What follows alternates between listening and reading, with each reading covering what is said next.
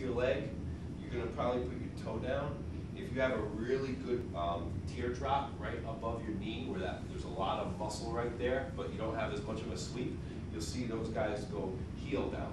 Because then, right at your teardrop, you're going to see a lot more definition for those people that have that kind of muscle.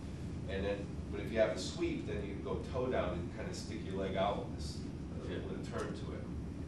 Usually, you know, for a gentleman like myself, usually I'll just shake it out just to show the crowd how massive my quads are. But it's just all presentation. Flex, like Brian said, toe down, hands behind your head, breathe out. And lean it back. You see a lot of people, the lights are coming straight down at you, and they're leaned over like this. They're leaned over, and you won't be able to see. All you get is a shadow. So when you lean back, your lower abs, you'll see everything. Yeah, everything will come out. You know, learn your breathing techniques. You know, small ways, contract your abs, toe out. You know, and all at the same time, your biceps are flexed. You know, you're flexing your abs, you're flexing your toes and your quads at the same time. Flexing this leg also. And I'll turn my leg just a little bit, once, twice, and then just stay flexed. I don't move around a lot, only because it ends up you take away from the overall picture. Yeah, you want to imagine like when you're hitting these poses, somebody with a camera can take a picture of you and you're just staying in it. Yep. You know, you get people in this one that they're going and they're moving, they're doing this. They're twisting, they're twisting, turning their legs, and turning their legs to show the judges both sides, but it's just hit your pose, stay in it until they say relax.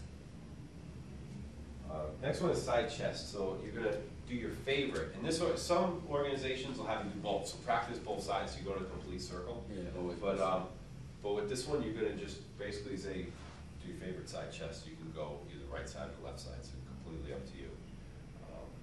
So with that one, you turn to your best side. You're going to put your toes into that instep of your other foot, and you're going to squash your hamstring over the next leg. Yep. So you're not really tightening your legs a lot. You're leaving it loose so that your hamstring can get squashed against the other leg. Yep. You want to fit.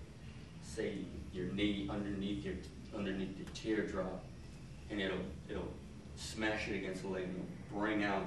Just keep your calf flexed, you know, bring out your hamstring. You know, you want to clasp your wrist with your rib hand. You come over with the other arm into your rib cage, and they're looking at, this is a right side chest. This is this side of the chest.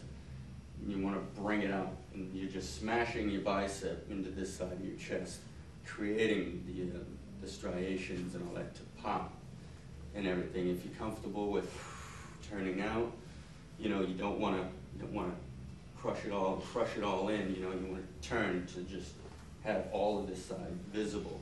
You know, plus everything right here is flexed also. Ladies. And smart. We need to be extra careful and pushing up and over so that you're seeing this side of the muscle and the striations there. So you kind of want to get up under and just kind of push everything Find your comfort zone. Bring it up. Sure. Yeah, bring it up and under and over. Boom, boom. Yeah, you want to stay big. A lot of guys, you see some guys sometimes they're like this. Yeah. Where did the guy go? He's tall. No, it's just a little tiny thing. You know, you're trying to compact it all, but it's not good. The more air you keep in your chest, and the bigger you get like this, you dwarf the next guy next to you. So it's about staying big, filling yourself with air, and then staying in the pose large. Where if you do this, you just make yourself half the size that you were before. Like I said, you know, work from the ground up. You know, spike your calf to the side. Make sure your knee is tucked underneath your teardrop, that leg. You know, clasp your wrist.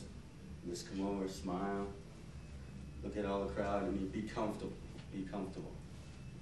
So, are you crunching your abs at all, or do you have an arch in your back? What I usually do is I'll blow out. I'll deflate, and I'll keep my serratus tight. You know, everything is tight. I don't want to hold my breath, because I mean your wrist, you know, passing right in the middle of it. I've blacked out sometimes when I've posed, you know, too hard. You know, but luckily I haven't fallen over. I mean, but just you find your comfort zone. It's just anytime I do a side pose, I breathe out just to pop my serratus, my intercostals, my abs, you know. I've done 4 of these mandatories. I'm going to ask my friend Hugh Ross, everybody, to come up here and do the next 4 while I take a break.